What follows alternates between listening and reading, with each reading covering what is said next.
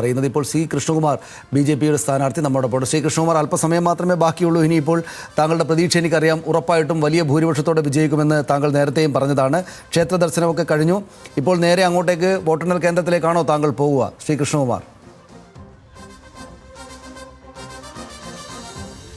അല്ലല്ല, ഞാൻ പാർട്ടി ഓഫീസിൽ ജില്ലാ ഓഫീസിലാണ് ഇരിക്കുക. പോളിംഗ് ഏജൻറ്റുമാരും ചീഫ് ഇലക്ഷൻ ഏജൻറ്റുമാണ് കൗണ്ടിംഗ് സ്റ്റേഷനിലേക്ക് പോകുന്നത്. ഞാൻ ജില്ലാ ഓഫീസിലാണ് ഉണ്ടാവുക. ഇതിപ്പോൾ വലിയ പ്രതീക്ഷയാണ് എന്ന കാര്യത്തിൽ യാതൊരു സംശയവുമില്ല. ഇന്നലെ രാത്രി ലേറ്റ് ആകുന്നതുവരെ വീണ്ടും ഒടുവിലത്തെ കണക്കുകളൊക്കെ കൂട്ടിച്ചേർത്തിട്ടുണ്ടാകുമല്ലോ. പാർട്ടിയുടെ ഒരു കൃത്യമായ കണക്ക് എങ്ങനെയാണ് ഇപ്പോൾ ഈ ഘട്ടത്തിൽ?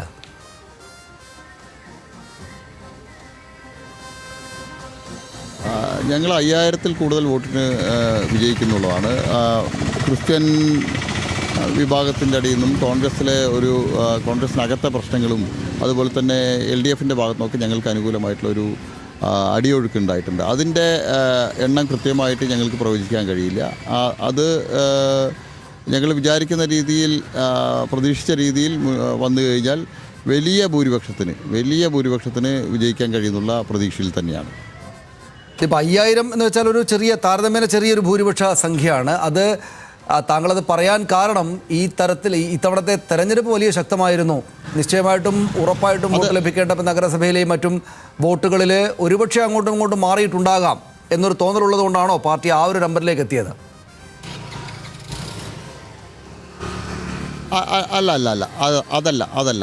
അതല്ല. കാരണം ഞങ്ങൾ സംഘടനാപരമായിട്ട് ഉള്ള ഞങ്ങളുടെ കാൽക്കുലേഷനാണ് ഈ 5000 വോട്ട് എന്നുള്ളത്. അത് ഏറ്റവും ചുരുങ്ങിയതാണ്. ഞങ്ങൾക്ക് ഏറ്റവും ചുരുങ്ങിയ ഏറ്റവും പ്രതികൂല കാലാവസ്ഥയിൽ ഞങ്ങൾ ജയിക്കുന്നുള്ള മാർജിനാണ്.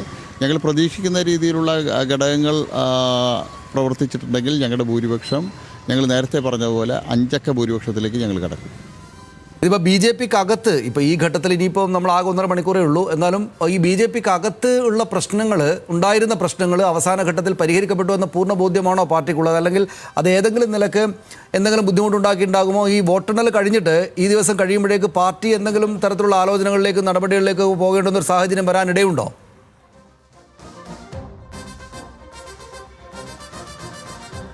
ഇല്ല, ഞങ്ങളുടെ അകത്ത് തുടക്കം മുതൽ യാതൊരു പ്രശ്നങ്ങളില്ല. മാധ്യമങ്ങൾ പ്രചരിപ്പിച്ചു ഞങ്ങളുടെ അകത്ത് പ്രശ്നങ്ങളുണ്ട്, ഞങ്ങൾ ഒരു സമുദായം പരമ്പരാഗതമായിട്ട് പിന്തുണയ്ക്കുന്ന സമുദായം വിട്ടു നിൽക്കുന്നു. നിങ്ങൾ ശ്രദ്ധിച്ചിട്ടുണ്ടാകും, ഏറ്റവും അധികം പോളിംഗ് നടന്നത് റെക്കോർഡ് പോളിംഗാണ്. പാലക്കാട് നിയോജക മണ്ഡലത്തിൽ ഏറ്റവും കൂടുതൽ 80% പോളിംഗ് നടന്ന ബൂത്തുകളെല്ലാം ഞങ്ങളുടെ ശക്തി കേന്ദ്രങ്ങളിലാണ്.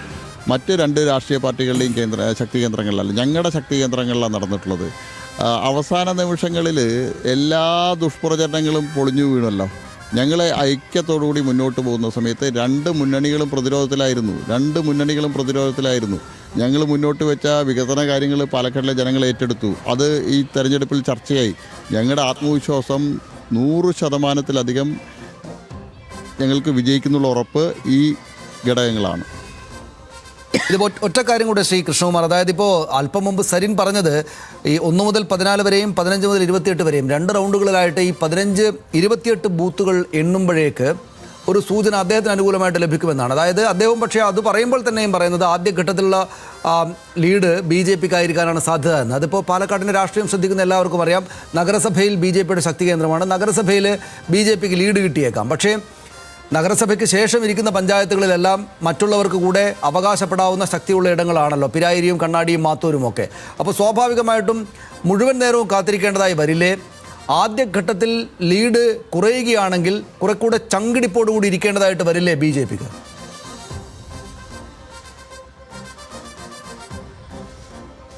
അല്ല, അദ്ദേഹം തന്നെ ഇന്നലെ ഒരു മാധ്യമത്തോട് പറഞ്ഞു 4000-ഓളം വോട്ടുകൾ BJPക്ക് നഗരസഭാ പരിധിയിൽ ലീഡ് ലഭിക്കുന്നതാണ്. അപ്പോൾ 4000 വോട്ട് സരിൻ തന്നെ പറയും. ഞങ്ങൾ പറയുന്നത് 8000 മുതൽ 10000 വരെ വോട്ടിൻ്റെ ഭൂരിപക്ഷം പാലക്കാട് നഗരസഭാ പരിധിയിൽ ഞങ്ങൾക്ക് ലഭിക്കും.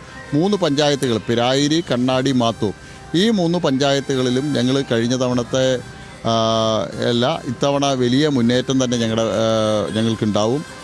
UDFിന് കഴിഞ്ഞ തവണ ലീഡ് കൊടുത്ത പിരായിരി അതുപോലെ തന്നെ മാത്തൂർ, ഈ 2 പഞ്ചായത്തുകളിലും UDFിന് ഇത്തവണ ലീഡ് ലഭിക്കില്ല. കാര്യമായിട്ടുള്ള പിരായിരി പഞ്ചായത്തിൽ ചെറിയ ലീഡ് ലഭിക്കും. മാത്തൂരും കണ്ണാടിയിലും ഒന്നാം LDFനും UDFനും വലിയ ലീഡ് ലഭിക്കില്ല. ഒന്നുകിൽ കണ്ണാടിയിലും മാത്തൂരും ഞങ്ങൾ ഒന്നാം സ്ഥാനത്തായിരിക്കും, അല്ലെങ്കിൽ ഞങ്ങൾ നിയറസ്റ്റ് സെക്കൻഡ് പൊസിഷനിലുണ്ടാവും. അതുകൊണ്ട് ഞങ്ങളുടെ നഗരസഭാ പരിധിയിൽ ഞങ്ങൾക്ക് ലഭിക്കുന്ന ലീഡിനെ മറികടക്കാൻ രണ്ട് മുന്നണികൾക്കും സാധിക്കില്ല.